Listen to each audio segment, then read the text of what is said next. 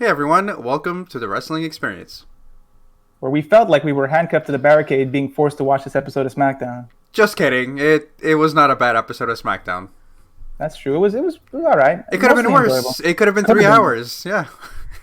Yeah, it's not fair. Raw really has a hard time competing with SmackDown simply because it's an extra hour. Yeah. What do you? And the show opens up with the Tribal Chief, Roman Reigns, and Paul Wait, Heyman. wait, wait. What about us? Yes, it's true. I'm Jazz. I'm Johnny. I just got so excited, man. Like, the Tribal Chief, his promo was once I again really, know. really good. I just wanted to kind of get into the show. I wanted to get into the nitty gritty. You know Well, what I don't let mean? me interrupt you again. I'm so Please, sorry. I'm sorry. go This is on. the Wrestling Experience, and we are here to recap SmackDown, which opens up with Roman Reigns and Paul Heyman. Where is Jey Uso? Jey Uso is nowhere to be seen, and the digital crowd is chanting "You suck," and Roman Reigns isn't happy, and he basically addresses the events from last week, right? Cards subject to change. Roman isn't too happy about it, is he? Yeah, he says that's how losers think. He also mentions that Kevin Owens will not be here tonight to deliver a message that he may have wanted to deliver because it seems that Roman did something to make sure that he wouldn't be allowed in the arena. Anyway, he goes on to say that card subject to change is beneath him. He's not a loser like that. Like, he shows up every day. He's always there to work. Well, He has actually, yeah. but I mean, I'm sure you were going to mention the same thing. But he talks about his health during the pandemic and how it only took that for him not to be at work, right? Yeah, well, all I'm hearing is excuses. No, but seriously, it's a good point. He called Pierce a puss, which was interesting. He said, "What if I started complaining about something hurting?" And then he went on and on to Paul, like, "Oh, my arm hurts. Oh, my leg hurts." And then he finally ended with the back. He's like, "My back hurts from carrying this WWE for years." I'm like, "Wow, he stole that from Nia Jax. How dare he?" But he's not wrong. And I really enjoyed the way he was like complaining and acting like a baby about it. I thought he was really good at doing that. Eventually, of course, Adam Pearce shows up saying, "Okay, this has gone too far, too much. It's spiraling out of control." Yeah. And Roman Reigns says, "You know what's actually out of control is your favoritism of Kevin Owens. It's like you're Kevin Owens' bitch." He continues to say how Roman never complained when he busted his ass every day for years.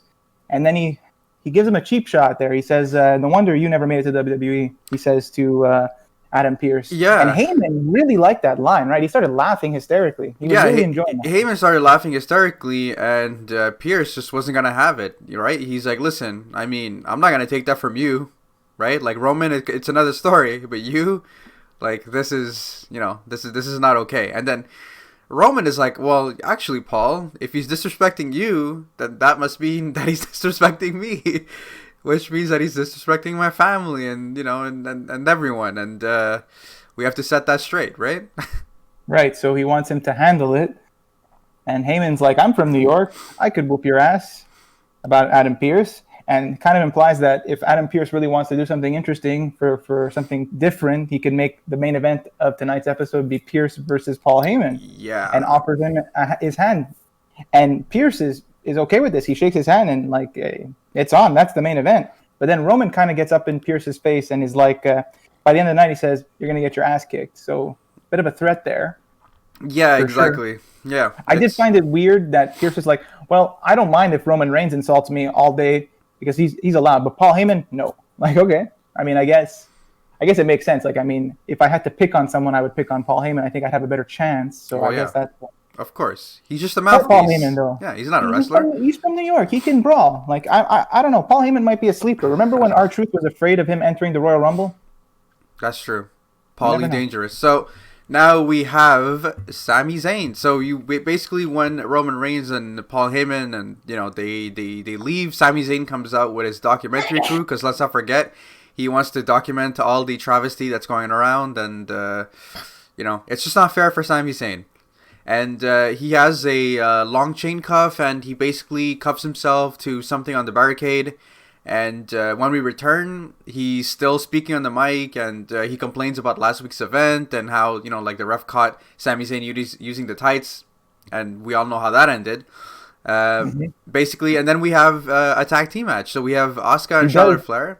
He does mention that despite the victim being victimized by the WWE, he is in the Royal Rumble this year. So that was That's true. important That's to note. true. He does So, make yeah. that announcement. So while this is happening, we have Asuka and Charlotte Flair versus the Riot Squad with Billie Kay. And they're coming out and they're just completely ignoring Sami Zayn. Like Charlotte, I think Charlotte barely looks at him or does not even look at her. She just walks past him as he's like holding a sign, "Justice for Sami." This happens a lot throughout the episode, and it's great. Sami did so great this episode. Like this whole part of him protesting, I thought was one of the highlights of the episode. Yeah, exactly. They were mostly ignoring him. Some people acknowledged him, right? But we'll get to that. And I feel like this match, the story was just a copy paste from what happened last week, where Billie Kay wants to do good and she technically wants to help her teammates, but she does it at a very inopportune time, and then Ruby gets caught, and unfortunately Charlotte and Asuka come out on top, which I never thought for 1 second that the Riot Squad were going to win this, unfortunately. And also, why does Asuka always have to look like a chump? Yeah, and this is the thing where I felt like they just, poor Asuka, why did they do this to her? So let's talk about the match briefly in bullet points, because the opening half of the match is just Charlotte dominating Ruby, dominating Liv. It's almost like, I kind of felt like Charlotte didn't really want to like take Ruby's offense at all. Like she didn't like care about Ruby Riott at all. If not for a distraction by Billie Kay just yelling random stuff, causing Charlotte to be distracted and Charlotte going after her, like Charlotte would have never ever lost momentum. Like that's when Liv took over and started attacking Charlotte and taking a bit of control. Mm-hmm. Also, it's important to note that Natalya and Tamina are watching. The camera cuts to them watching backstage a couple of times, and I found it very entertaining that like Tamina was like kind of like resting her arm on Natalya's shoulder. Like, what a pose, guys! Do something, look cool. Okay.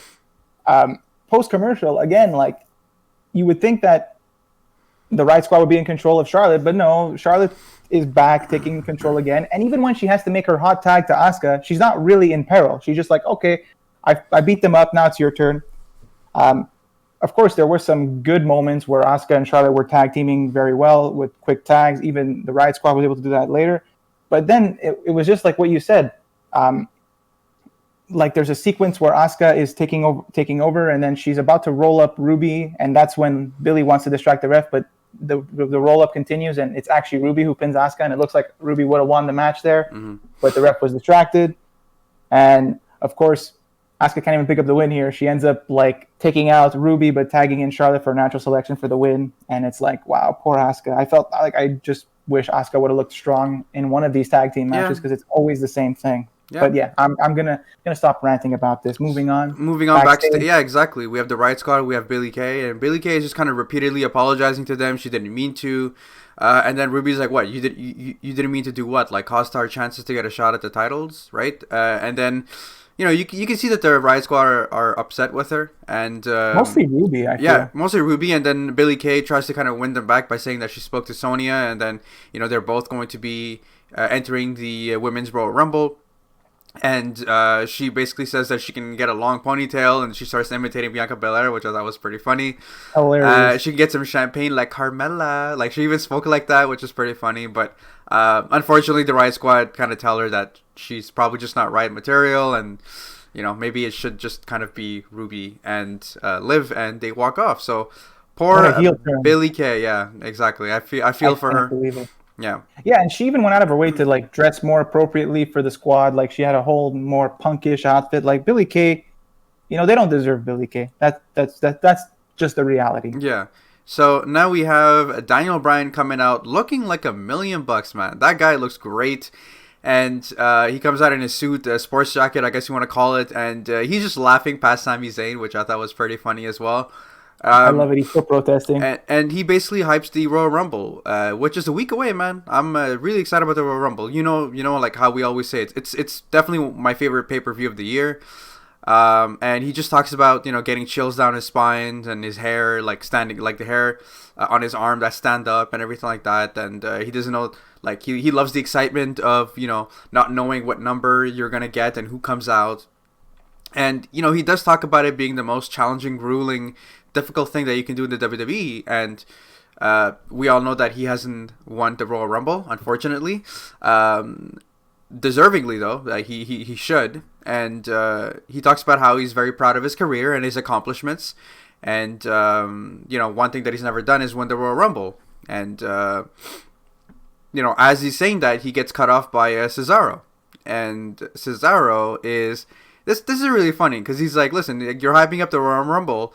You know, I could do that in 5 different languages. And then he kind of goes to Sami Zayn. He's like we comes like Nespa or something like that, like speaking French. And and then I think he mumbles, oh, like no, like nobody wants to hear from you. And then he kind of like walks away from Sami, which I thought was pretty funny. He like gives him the mic for a second. Like, actually, nobody wants to hear from you. I thought, yeah, that was funny. Yeah. I thought Cesaro's promo was pretty solid. Like it was. He also like says like, I thought I beat some sense into you, Brian, last week, but you're still here thinking you're going to win the Royal Rumble. But Cesaro claims he's going to win the Royal Rumble, and he mentions his accolades of winning the first Andre the Giant Memorial Battle Royal. Brian pretty much says, how about we have a fight instead of, you know, having this discussion? And Cesaro says, how about no, in the funniest way. I thought that was pretty hilarious. How about no? How about no? Yeah. And he also mentions that Brian's not really dressed to compete. So instead he issues an open challenge. And I'm surprised that who answers the open challenge, to be honest. It's Dolph Ziggler, because we're going to heal it up some more, I guess. Should have been him, yeah. It should have been him. I mean, like, why wouldn't it be anybody else anyway? Ziggler cuts a decent promo saying he's been in the most Rumbles. He can go all night because he's got all the stamina in the world. He's interested in challenging Cesaro. He kind of bashes Daniel Bryan by saying it's not 2014 anymore, so he can go on out. Ouch. And we cut to commercial, and we have a match between Dolph Ziggler and Cesaro, which was pretty good, with Daniel Bryan on commentary. But like a pretty short match, though, right? Oh, yeah. Like, I mean, short, but, like, Cesaro looked amazing again. Yeah, for the time that they got, though, it was great. Like, you saw Cesaro just charging up, and Ziggler does kind of sidestep, and he kind of rams Cesaro into the turnbuckle. Like, again, there's some decent stuff happening from both men. Daniel Bryan is on commentary, and, you know, Sami Zayn is shown, like, you know, on the ramp, and he's still cuffed and being documented. And again, like, I thought like everything that was going on was great. Like, this is probably like, you know, one of the high points of SmackDown. But yeah, like Cesaro just kind of just like this is standing switch, like, and just hits the neutralizer like out of nowhere. Cesaro looking really, really strong. And after the match, though, like, he's kind of just pointing at Daniel Bryan. He's like, I'm gonna win the Royal Rumble. And yeah, man, like, as a fan of Cesaro, like, this is pretty exciting, but we all know he's not going to win. I'd like to see it, but I've been hurt too much by being a Cesaro fan. So, like, I mean, yeah, it was really cool. When they had, like, their super kick uppercut exchange that was blocked, and then Ziggler turned it into a zigzag. There was a point where he had the sleeper hold on Cesaro, and Cesaro was able, like, to turn him around and then almost suplex him. And the way he set up the neutralizer from countering the Famouser was just really nice. Like you said, it felt like they were, like, trying to go through the motions really quickly, like they didn't have much time or something, but like it was very, very good. And you could say the same thing about another match later on where it kind of felt like they were just like rushing through everything. But we'll get to that. Moving on, it's boss time. The new camera is amazing. She also kind of acknowledges Sami Zayn there, but not really. And then we cut the commercial, the classic boss time commercial, right? Yeah, exactly. Now here's the thing, though. Again, once again, I don't know if you noticed, but they have different cameras for the entrances now. They're using like these special football 8K like cameras or whatever. I think it looks I think it looks great because it kind of adds depth. Now Sasha Banks kind of walking and she's laughing off Sami. I thought that was great. And then as she's walking off, Sami's being blurred. I just thought like that whole image was really, really funny. And they showed it on Raw as well with Xavier Woods in his entrance. I don't know why I didn't really take notice of it then, but like this one I really noticed, and I'm like, it's going to be really cool with the Royal Rumble entrances, I imagine. Yeah, exactly. And then same thing with Carmella. She comes in and like she's basically just looking at Sami with like just in disgust. Looks disgusted, yeah. Like, ew. What's going on here? And this was the most entertaining part of SmackDown. Like, Reginald made Sasha look like $1 million. This guy is amazing. Like, but he's really funny. So he starts off by saying something in French, like, you know, hands her a flower, and then he asks for a kiss. Sami understood it. Yes, Sami did, and we did as well. And then Sasha just kind of, you know, just like laughs it off, and she slaps him. He blocks her hand. So obviously, like, Reginald's getting cocky, and like they're just doing these crazy flippy stuff.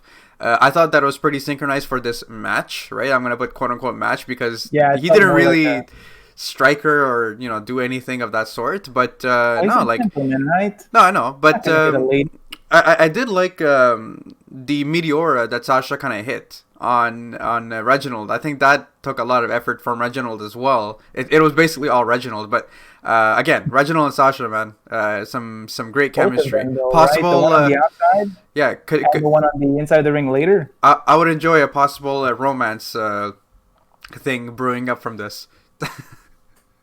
Absolutely, yeah. Lucky Reginald. Sasha also gets to slap the champion out of Carmella's hand while she's on commentary. Yeah. Reginald survives a backstabber by doing a backflip, which was also pretty amazing. Mm-hmm. Eventually, Sasha's able to lock in the bank statement and cause him to tap, and she tosses him over the top rope as well. So poor Reginald, he couldn't escape with his cool Matrix-like moves. We go to a backstage segment with Roman Reigns sitting in his comfy chair, and actually, Paul's excited because he kind of felt like he made the right plays and the right call in the segment earlier. But Roman's actually just wanted him to like destroy him verbally. He didn't want him to he didn't expect him to like offer a physical fight. Mm-hmm. And now Paul Heyman, you could start to see that his smile is slowly turning into like shock and maybe discomfort. And Roman's like, well, now you got to act like a man and handle this, right? Handle the business. And otherwise, what will they think of Paul, Roman, the entire family? Paul is looking really shocked, and Roman's like gets up and walks away. Apparently, Roman is out, and we find out later that Roman has left the Thunderdome. Mm-hmm. And now we have an IC title match between Big E and Apollo Crews. Man, this was great. This was great, but it felt like they were going through everything quickly. Yeah, I know, but like when Big E makes his entrance and he's taunting Sami Zayn by like air humping the title or something like that, like I thought that was pretty. That was a pretty special moment there. But yeah, like it definitely felt like they were going through the motions. Like what we did see was great, though, right? Like we got the vintage standing moonsault from Apollo Crews. Apollo Crews is hitting like a trio of suplexes again. Like Apollo Crews looking strong against Big E, and which I'm really really happy to see. But this is where we kind of see Sami kind of uncuffing himself. So you know what's gonna happen, right? He's going to rush into the ring, and then he hits a haluva kick on Apollo Crews out of nowhere, and he'll ring. Yeah. And then he hits another haluva kick on Big E for good measure, and like he basically, you know, I guess he's like yelling at both Crews and Big E, and he stands tall, and I believe he yells something to the camera crew. I forgot what he says to the camera crew, or maybe it was just him like screaming nothings. I couldn't make it out, but he might have just been saying. But yeah, he was definitely like, this is good footage for the documentary he's producing. Yeah, of course. And now we have a video promo of Kevin Owens, and he's sitting in his car somewhere outside. So I'm like, oh man, that's gonna be disappointing that we're not gonna see Kevin Owens tonight. I know. I mean, Roman Reigns told us that, and we're going to see Paul Heyman all alone against Pearce. It's going to be great. But yeah, well, this promo from Kevin Owens was quite good, right? I really enjoyed it. But like we say that a lot about Kevin Owens. He never really misses on his promos. Yeah, for sure. I mean, I did like the reference he made to his family, right? Like he showed his knuckles, and I think on there were some initials. I believe MSPB, and I believe one of them was I guess his dad's father, and the other one was his mom's father, basically, who were his grandfathers. Yeah, exactly. Who were his biggest fans, and you know he talked about how his biggest regret was that, you know, his grandfathers both passed away a couple of years ago before he made it to the WWE, which I think was a sweet moment. Again, he is a family man, right? And he talked about them, you know, battling illnesses. You know, they fought like hell, and because of that, like, you know, KO was very lucky to have many great years with them. So, you know, how could KO stop fighting, right? He's never going to stop fighting, and he's not going to stay away. And at the Royal Rumble, he's going to be the last man standing, which, again, solid promo. Like, just great stuff from KO. And he also mentions that, like, one of the reasons he's not giving up is because Roman hasn't definitively beat him yet. So that's so there's no reason for him to give up, and he's not going to. But, yeah, great solid promo. Yeah. We come back from commercial, and we have the Street Profits walking around backstage holding a fruit basket, and they encounter Sonya, who was talking to Ziggler. Now there's some interesting history between those two, right? But Ziggler runs off, and I'm like, but didn't you guys just have a feud with the tag titles, and he just runs off like they don't know each other? I thought that was a bit bizarre, but they have a question for Sonya, and they offer the fruit basket to her to congratulate her for her new job. And they also talk about the rematch that they want.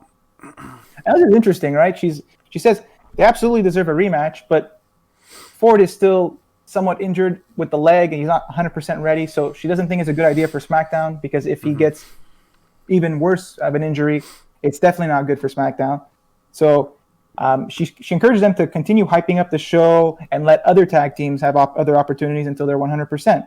And Ford's like, well, thanks for having concern for my leg, and they give her the fruit basket to say thanks, but they kind of don't seem happy with what happened there as Sonya walks off. So that was interesting. And now we have the obstacle course. How great is this? The best segment of the night, hands down. We have Bayley, who wants to start first. And Bayley basically, like, I'm not gonna go like do the whole commentary. Like, it's watchable. Like, I mean, you should just definitely go on YouTube and find that. But she struggles to kind of flip a 400-pound tire or something like that. It wasn't 400 pounds. No, I know that. I know. But she basically initially struggles, but she does it, and then she kind of heads down, and there's these little hurdles that she has to go through, but they're so tiny that anyone can like jump over them. Obviously, this was catered to Bayley, and then there were like these hurdles that she kind of had to kind of crawl over, but the walls. But instead of going over the wall, she just kind of went to the side. She zigzags around the walls. Yeah, exactly. And Alpha Academy is there, right? Yeah, she picks up Chad Gable. She's struggling a little bit, but she's able to get to the finish line. And then at the end, there's a basketball. She misses the first layup, but she gets the second one. And I believe the time is 1 minute and 12 seconds. Something like that. Yeah. It felt like she went a bit slow, kind of like for the show aspect, because like she'd like pause between like obstacles and like just think and like do a little taunting thing. But now Bianca's turn, right? Yeah, exactly. And then Bayley's like, "Listen, we gotta do it great for the EST, right? Like we gotta make sure EST the course, right? Yeah, exactly. So now the hurdles are much larger, and there's a special surprise. So they're like 3-foot hurdles now or something like that. They're like about, they reach Bianca's waist instead of like reaching Bayley's ankle. And Bianca did track and field, right? Like back in the day. So for her, like this was a walk in the park. But essentially, Bianca just does not even struggle with the tire. She runs down, easily jumps over the hurdles, easily jumps over the walls. That was really impressive. And then we get to the Alpha Academy. What happens? So instead of Fireman carrying Gable, in fact, she has to Fireman carry Otis. Otis just appears out of, and like you kind of knew that was gonna happen. Like, it wasn't like totally shocking, but it was still amazing to see. So then Otis gets on the steps and like she carries him, and she takes effort. It wasn't effortless from her. It was a bit of a struggle. Obviously, Otis is very heavy, but like didn't look like she wasn't going to be able to make it, and she makes it, and she sinks the basketball. But before that, she asks Bayley to play defense. She totally wipes out Bayley and sinks in the basketball, and she does this with 17 seconds to spare or something like that. So like, because she actually went through the thing really quickly. And so obviously Bayley's not happy about this. And how does she react? She hits she hits her with the basketball. My God. And then the beatdown continues. And all I'm wondering is a wise man once said, basketballs don't hold grudges. So I expect a big feud between Bayley and the basketball at some point. Of course. But again, just some great effort from Bianca Belair. This was my favorite segment of the night. Can't say, I guess, any negative about this. This is super entertaining. And when I saw Otis, I was expecting Otis, but it was impressive to see her just kind of, pick up someone who's like 350 pounds. Like, that's not an easy feat, right? Absolutely. And they managed to include Alpha Academy in a segment when they otherwise would have probably just not been on the show, which I thought was really nice. Yeah, so now we're going to go backstage with Ray and Dominic. Dominic is in his ring gear, so he has a match. I wonder against who.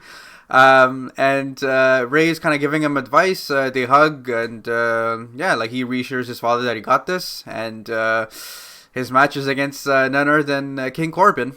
The Forgotten Sons, or the Disciples of the Lone Wolf, whatever, the suit hoodies guys were not there. No, they weren't. I don't remember seeing them at all. But yeah, we have this match, which again kind of just felt like it was rushed. Like not much was going on, right? Like Dominic has an impressive showing at the beginning, but then Corbin immediately fights back out of the ring with a big clothesline, continues to beat him down. Dominic does kind of like get a moment where he's able to trip Corbin and go for a 619, but he doesn't quite get it. Corbin tries to go for an end of days, and Dominic is able to survive. That's actually what happens. That's what happens. He goes for the first end of days. Dominic trips him, goes for 619, is unsuccessful, and then walks right into the second end of days. It really felt super quick, and then Dominic was beat in quite a short match. Yeah, nothing spectacular here. So now we're going to jump to our main event. We have Paul Heyman versus Adam Pearce, or so we think. We have Adam Pearce, who's already in the ring, and he's ready to go. Paul Heyman comes out, and he starts to hop on his leg, and he says that he's fine. He trips again, and referees, they check on him, and Pearce is like, all right, like what's this game that you're playing? And Paul Heyman just says, you know what they say, card subject to change. And out comes Roman Reigns. I thought he left the Thunderdome. Yeah, exactly. And then Roman Reigns just starts beating down on Adam Pearce. He kicks him in the junk. He kicks him in the jewels. He whips him up the ramp. He whips him onto some Thunderdome screens, and he's punching him. He's pulling him face first into the screens, and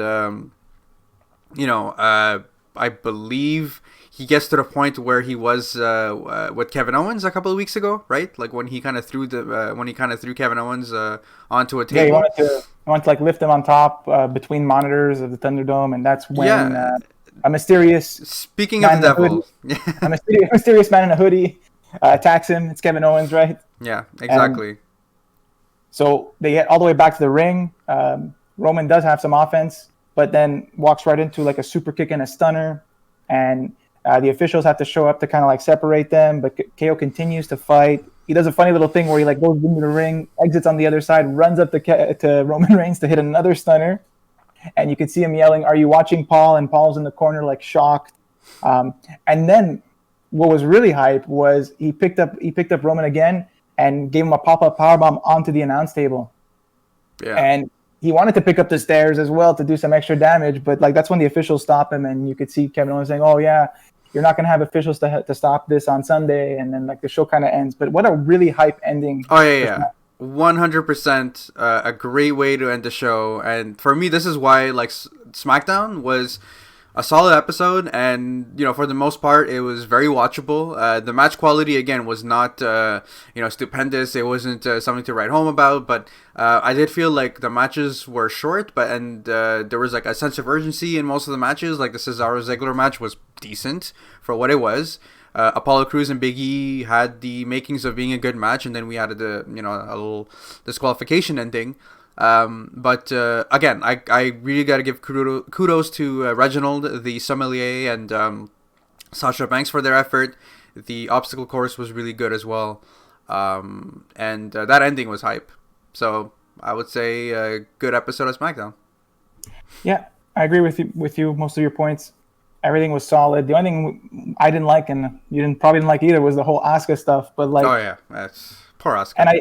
And I felt like that tag match was really slow paced, and then like it felt like everything else had to be rushed. Like I don't know what happened there. Like every other match felt rushed, and that one just felt like a normal match that they were doing a lot of. Like there was a whole lot of nothing the first half of that match, but it felt like it took up a lot of time. I don't know what happened there. It sucks because they always have to focus on Charlotte. So whenever someone is next to Charlotte, everyone's going to look small compared to her. Everyone's going to look minuscule. Everyone's going to look unimportant. And it shouldn't be like that. Like, it's I don't know. It just boggles my mind that, when Charlotte is in the ring, she is this unstoppable force and she no-sells everything. She's even worse than Nia Jax now. But maybe we're the problem, because there's nothing wrong with having someone clearly portrayed as better, right? Like there's like that's why we have like different rankings and everything.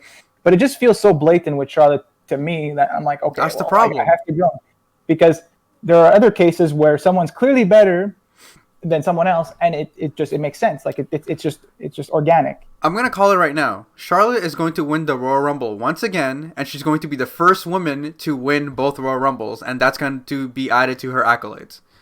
To win two, you mean? Yes, she's exactly. Gonna win the men's Royal Rumble also. No. I mean, no, the both ones, because she won last year's. Okay, yeah, but that just means she has two. Like she didn't win both. No, yes, I'm sorry, but yeah. So 2 Royal Rumbles in a row. Nobody's ever done it. It's going to be talked about for years, and it's going to be added to her accolades. And she's going to talk about how she's the greatest woman alive. And it all writes itself. So that's why I'm just kind of hoping that, you know, Alexa just kicks her ass. Or the Fiend version of Alexa. Yeah, honestly, like, I would take anyone. Like, I don't know who's going to win the Royal Rumble. I think they did a great job of like not making it obvious who's going to win. Yeah. Especially on the men's side. For the women's side, I have no idea, and all I can say is I just want it to not be Charlotte. Anybody but Charlotte. Anybody but Charlotte. It could even be Dolph Ziggler. It should be him. Anyways, it should always be him. That was our recap for SmackDown. If you guys do enjoy our content, please make sure to like our video and subscribe. It takes just a couple of seconds, and it definitely makes us real happy. And we'll see you guys in the next one. A 1 second click for eternal happiness on our side. I think it's a fair trade, right?